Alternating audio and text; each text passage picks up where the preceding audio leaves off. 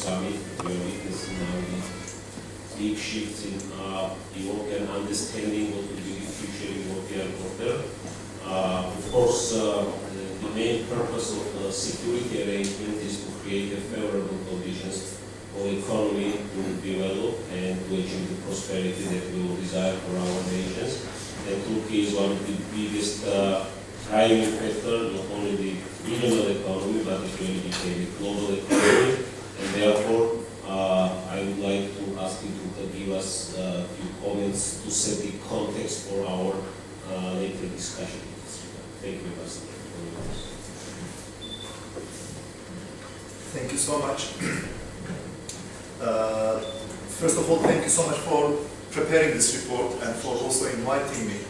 Because as Nino has said, I think the relationship between Georgia and Turkey is truly strategic and it is very important. But despite the level of excellent relationship we have between our countries, I think we still have a great potential ahead of us. And reports as such and discussions as such, I believe, is going to provoke more thoughts and is going to give us even a better intellectual framework as to how we can, further progress in our relationship.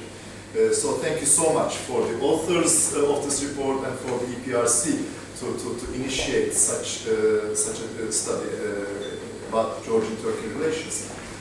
As you said, I'm just going to throw a few ideas and try to put in context the Georgian-Turkish relationship, and I'm very much looking forward to a lively discussion. I didn't prepare any speech or any speaking remarks for that matter, but of course, I should start with what I just said. The Turkish-Georgian relationship is truly strategic. And there are many, of course, reasons as to why we call this relationship strategic, and we really do it. In every talking points that are prepared by the Turkish Foreign Ministry, Georgia is not characterized only as a friendly neighboring country, but as a true strategic partner. And the reasons for that are, first and foremost, I think, is because of the geostrategic location of the two countries and how we complete each other in many different ways in that very important part of the world. If we are talking about really the bridge between Europe and Asia, I think in the report it also talks about Turkey as a bridge between Europe and Asia, which is true. But this role of bridge becomes more meaningful, effective and practical only with Georgia. Together with Georgia and Azerbaijan, we truly provide a bridge between these two continents, and in fact making the reality of Eurasia, which we have started talking since the end of the Cold War. But today there's even a more popular concept, which is the revitalization of the Silk Road. Again, if you are talking about revitalization of the Silk Road, I think Turkish-Georgian relations and the middle corridor that's provided by Turkey, Georgia, and Azerbaijan, I think is quite important, not only for our countries, not only for the region, but for the international community at large. And this is not only lip service to it, and this is not only a strategic game on the map that we are talking about these kind of things, but I think over the years, particularly over the last 25 years, since Georgia has regained its independence, we really made it a reality. For example, if you look at two very important areas, energy and transport, which are the major pillars of the Silk Road, for example, you see Turkey, Georgia, together with Azerbaijan, really making their potential a reality. The Bakü-Tbilisi-Ceyhan oil pipeline, for example, which looked like a dream in the beginning of 1990s because of the financial aspects of it, because of the political problems we faced. I think what we did with Bakü-Tbilisi-Ceyhan oil pipeline is truly showing the true potential of this relationship between our countries. But then we added, of course, Bakü-Tbilisi-Erzurum natural gas pipeline. And now we're even expanding it further with Southern Gas Corridor, which includes TANAP through Turkey and TAP into Europe, Greece and Italy. So, considering that in today's world, economy matters almost everything, and energy matters a lot for economy, I think diversification of the energy sources and the energy routes for Europe, for the consumer markets in the West, through this middle corridor, through this southern gas corridor, I think is quite important, and that's what Turkey and Georgia does in cooperation with each other. But then again, when you look at the transportation, there you see almost the same picture. Land corridor, rail corridors, sea corridors, all go through Turkey and Georgia towards the eastern markets of Central Asia and China for that matter. I'm not going to talk about small details of what we do in terms of facilitating land corridor with some customs harmonization and everything, but I think I have to mention one particularly important project, Baku-Tbilisi-Kars railway project, which is finally going to become a reality up and running by the end of this year. So this Baku-Tbilisi and somewhere in Turkey is going to become a brand, it's going to be a trademark as such, really signifying and demonstrating the potential of the Silk Road. When we do it, not only in terms of cargo transport, but also in terms of passenger transport, this railway is going to change the whole landscape. From Beijing to London, we're going to have a new uninterrupted railway connection going from Azerbaijan, Georgia to Turkey, and from Turkey onwards to Europe all the way to UK. So I think when you look at these kind of issues, you can easily see what sort of a strategic framework that we're talking about between Turkey and Georgia and why it matters, the relationship between Turkey and Georgia. But on top of it or underneath, it depends on how you look at it, but I think aside from that strategic, regional, more international sort of framework, we also have a very strong bilateral foundation to our relations. And that's also why we are calling it as a strategic partnership. Because in all aspects of a bilateral relationship, social, economic, political, military, cultural, there you see a very strong sort of cooperation and relationship between these two countries. I think social and cultural, of course, it goes without saying. It's obvious, given our, history, centuries of, special historical ties between the two nations, the two peoples in this part of the world. I think today we are reaping the benefits, fruits of that. For example, I have been in Georgia for almost 2.5 years now, and there is not a single day in any part of Georgia where I, felt like a stranger. No. And people probably from Georgia also didn't feel like I'm a stranger to them either. Many people even ask me whether I'm from Georgia when I started talking to them, when I started conversing and such. But really, this is the case. Socially, we have such, good relationship because we share the same sort of traditions. We share the same sort of music, cuisine, many things. These can seem unimportant maybe in a complete, political perspective, but no, this is the cement of any relationship between two countries. And there we have the social and cultural aspects really, as a strong cement of our relationship. But on top of that, of course, and more relevant to the report that we are discussing today, the economic relationship. And there again, we see a very good picture with even a better potential ahead of us. Since 2007, when we signed this free trade agreement between the two countries, Turkey is the #1 trading partner of Georgia in a constant way. Continuously the #1 trading partner. And again, when you look at the foreign direct investments in Turkey, still, in any time of the, this past 10 to 15 years, you always see Turkey as one of the top 3 or top 5 foreign direct investors in Turkey. And I think even more important than the quantitative, aspect of this relationship, I think Turkish investments are also present in a very broad spectrum. From energy to tourism, from construction to tourism. You see Turkish investments in every sector of the Georgian economy. That also makes it even more important qualitatively. So I think that's really important to be mentioned. And of course, some of the visionary steps that are taken in the last 5 to 10 years, by our political leaders, also made it quite easy for us to make such advances in our economic relationship. For example, we're talking about this EU visa liberalization now. Both in Turkey and Georgia, this is a great issue. This is a great topic of subject. But then, when you look at between Turkey and Georgia, not only we don't need visa to travel to each other countries, but we don't even need passport. As long as you have a valid ID card, you can easily travel between Turkey and Georgia. That opens up a lot, socially, but also economically as well. For any Turkish entrepreneur to come to Georgia, to explore the opportunities, economic opportunities, is not difficult at all. But on top of that, I think, with the free trade agreement and with some of the very, good steps taken by the Georgian government in order to make the business environment, investment environment more friendly to the foreign direct investors, I think we really had made a good progress in that regard. And I think one thing that is bothering me though, and maybe two things that is bothering me when it comes to the economic relationship is one of them, for the last 2 years we see a slight decline in terms of our bilateral trade.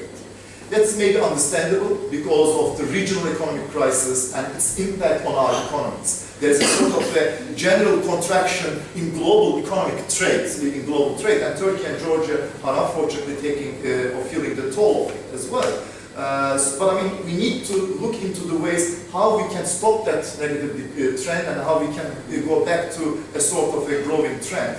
Another thing that is bothering us as well, but more our Georgian colleagues, is the imbalance of the trade, bilateral trade. You know, I mean, 2 years ago, for example, it was about $2 billion US, and almost 80% of it was our exports to Georgia, rather than to Georgia's. That's maybe, of course, also natural, given the industrial productions and this and that. But I think we need to change that. We need to balance this. We need to address that sort of issues as well. And I'm glad that our economy ministries are in touch with each other. We are looking at how we can further liberalize the trade of goods and services as part of our free trade agreement, which is quite going to be an important step. And also we're looking into ways of how we can also benefit from our association agreements and customs union with the EU through diagonal accumulations and drawback sort of mechanisms as well. So I think, it's good that, we are not only happy with the sort of, being a number one trading partner of Georgia, but we are also looking at the potential, but we're also looking at how we can make it even more win-win nature for both countries. And I'm quite hopeful that, we will be able to make progress in that regard as well. And maybe the final and the third aspect of our bilateral relation is, of course, the political aspects of it. And there again, you see a very, good ground. Because first and foremost, both countries are democracies, very keen and committed to consolidate and to improve their democratic standards. And do that by really integrating them with the Euro-Atlantic community. Turkey is a NATO member. Georgia wants to become a NATO member, and but you said that we are one of the most vocal supporters of it. But when it comes to EU, for example, we're both trying to integrate more with the EU. We are a candidate country, but we also very much support Georgia's association and integration process with the EU. So these two countries' outlook towards their internal policies and towards their foreign policies is very much identical with each other. And that really makes many things so easy. Because both countries are really in a position that we cannot, benefit from problems around ourselves. We are countries who has its potential realized only when we have a belt of stability and security around us. And that's why I think our foreign policies in almost on all these issues are seeing eye to eye with each other. When it comes to Russia, when it comes to resolving frozen conflicts, when it comes to terrorism or whatever, just you name it, I think you see both Turkey and Georgia very much closely cooperating with each other. And that's I think a great benefit for any relationship to make progress. So let me not go any further than that, in terms of introductory remarks, but really, from what I said, I think one can easily conclude that there is a true strategic partnership which has done a lot over the last 25 years in particular, both economically and politically and otherwise. But there's still yet a big potential in terms of our regional cooperation, in terms of our bilateral cooperation, particularly so because now, of course, you cannot just see Turkish-Georgian relations in a vacuum. When you put it in the context of Southern Caucasus and even the larger Black Sea sort of area, you see that unfortunately around us there are many conflicts, there are many risks and threats emerging on a daily basis even. So I think countries like Turkey and Georgia need to even cooperate more in order to address these challenges even more effectively and more strongly. And that's why, for example, when I go back to very recent development, the Warsaw NATO summit, I am very glad that Georgia and Georgia's NATO commitment, Georgia's Euro-Atlantic aspirations have been confirmed once again, not only by Georgia, but also by the allied countries as well. And yet another, for example, very important element for us is Georgia, NATO also is making its own thinking a bit clearer regarding its neighborhoods.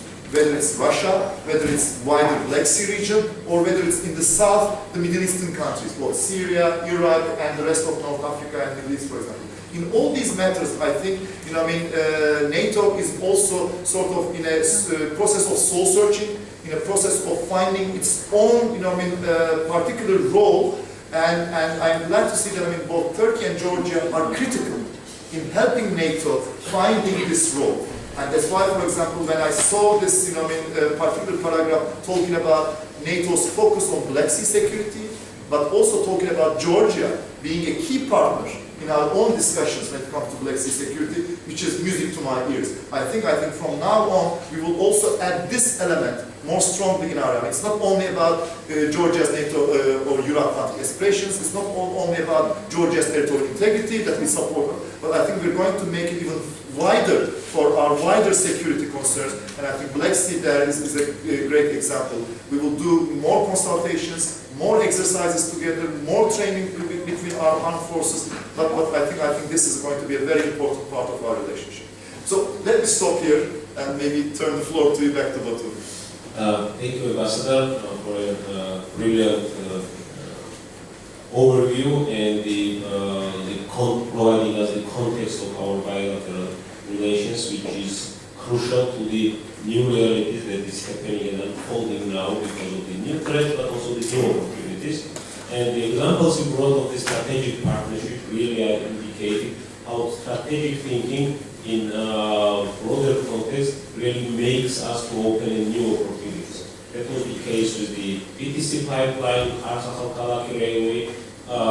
We were hearing a lot of arguments that this needs not to be done or it will not work, sometimes economic feasibility, but on a political level, strategic thinking dominated these tactical considerations, and now we see that this opens up totally new opportunities, not only for our countries, but connecting other regions, Central Asia, Europe, and this is a very clear demonstration. And another comment I really like from your introduction, Ambassador, is the social context, because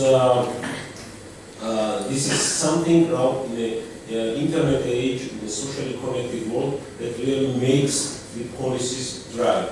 And the politicians who have to make strategic decisions, they have to take into consideration. And it was a very sad incident when Turkey was struck by the terrorist attacks, but frankly, I was pleased to see how Georgians sympathized with Turkey, and this really showed these social bonds between. And these social bonds are not created because only political leaders talk to each other, but it's created because business works together, there are investments, people commute without any additional bureaucracy with each other, and that's how then we can capitalize on in the future, especially now when there are a lot of new challenges ahead of us. So I would like to ask Georgi to provide us more in-depth components of potential for this cooperation, and where do you see immediate, short-term, and long-term opportunities for us together? Thank you, Your Excellency, for your very nice introduction and for continuous support that Turkey gives Georgia for many years already. I will be talking mostly about economics because that's what I do, and I would like to indicate that indeed there is huge economic potential, despite of the fact that Turkey is the largest and one of the most important trading partners of Georgia. There is a huge economic potential we can still realize in our relationship. First of all, in my opinion, this is the case of investments. You mentioned investments, and indeed we have quite a number of Turkish foreign direct investments from Turkey coming, but nevertheless, I think that we can still increase this number. For example, last year it was, well, I'm not sure that only it's not only, but it was $56 billion, and I'm sure that we can significantly enlarge this number and attract Turkish investments into Georgia. Another significant development now from the Georgia side rather than the Turkish side is the export, and when we were working on this report, I was very pleased to see that the composition of Georgian exports to Turkey has changed significantly.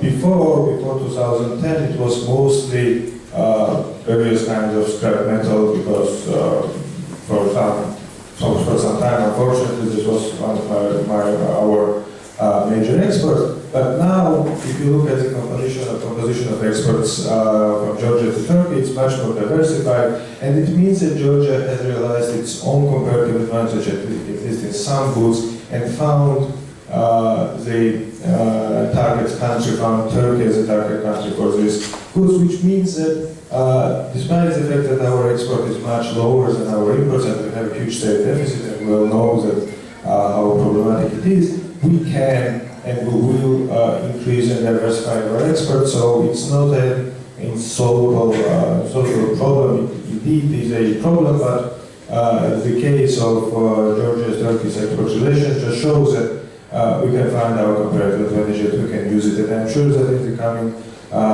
years, the export to Turkey will be even more diversified, just on the basis of the last several years when we significantly changed the composition of our exports.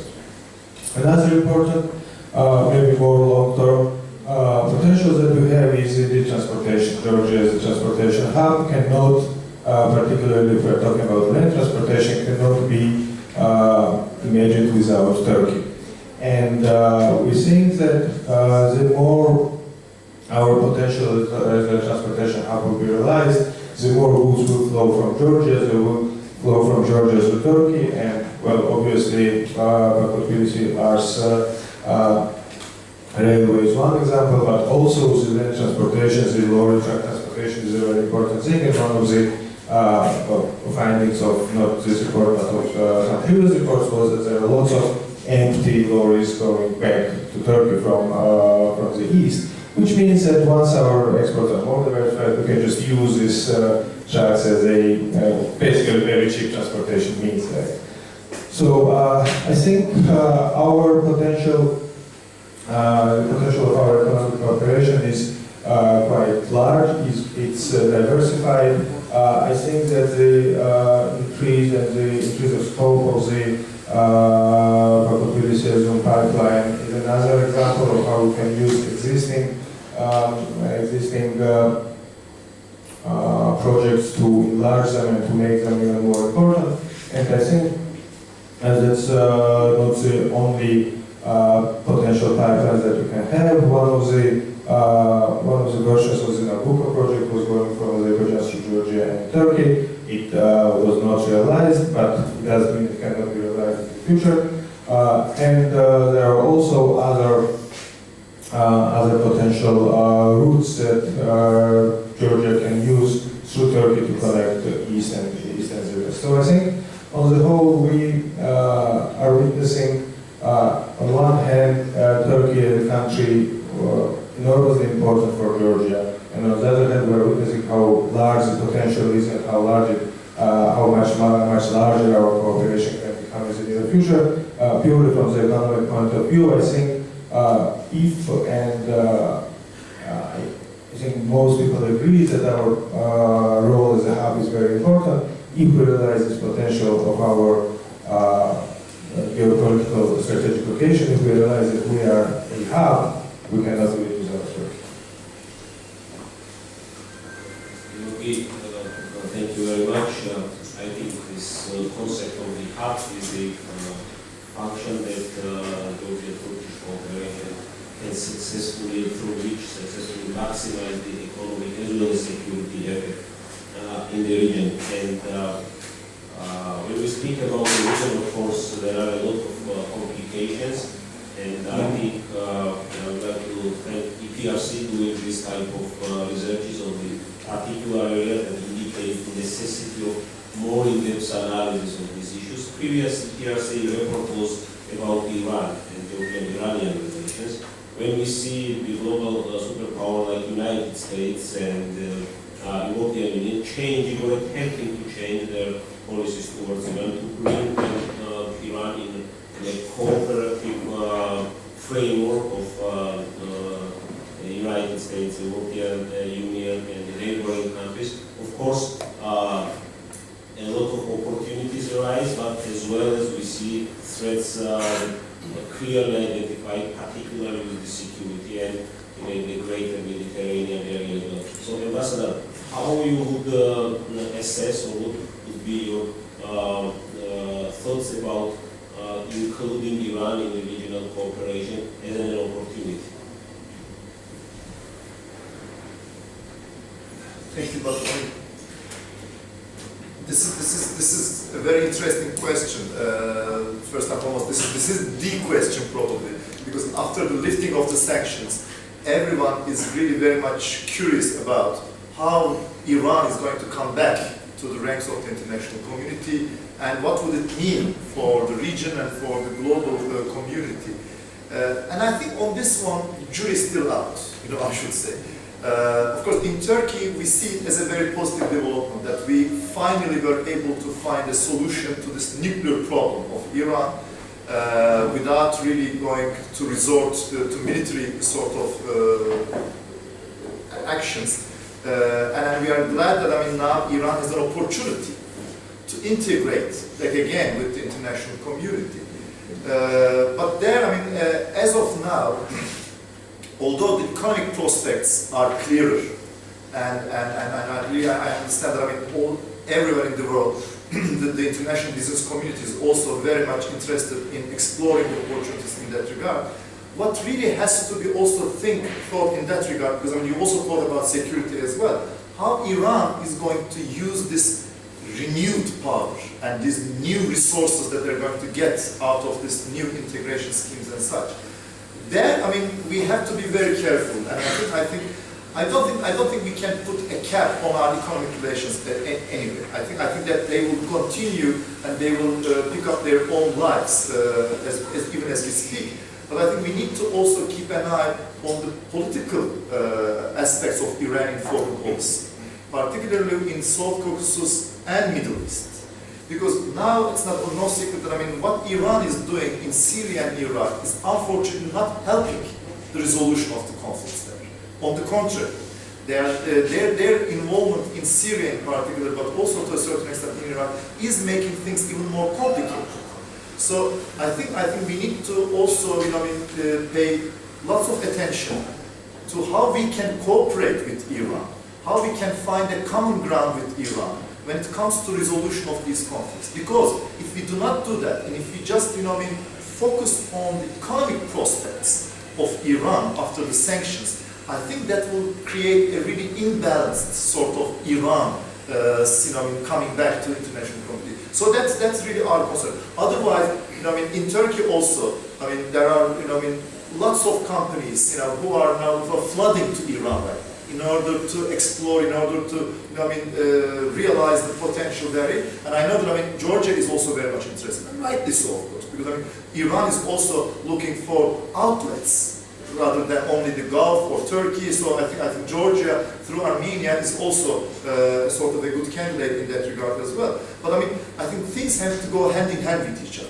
I don't want us to find ourselves in a position where 5 years from now we have good, economic prospects. We are doing well economically, but this economic dynamism is unfortunately being used for the wrong, causes and in the wrong direction. So I know it is difficult because nowadays, the international community's span of attention is becoming, narrower and narrower. Unfortunately, there are many problems in different parts of the world, and unfortunately, we are seeing a lack of visionary, strategic approaches to these issues. But Iran is a very critical element of this wider region, be it through Central Asia, Caucasus, and Iran. And I think when they start coming back from this, sort of repressed era, I think we need to have a strategic approach to Iran, and we should not just see them as an economic sort of prospect.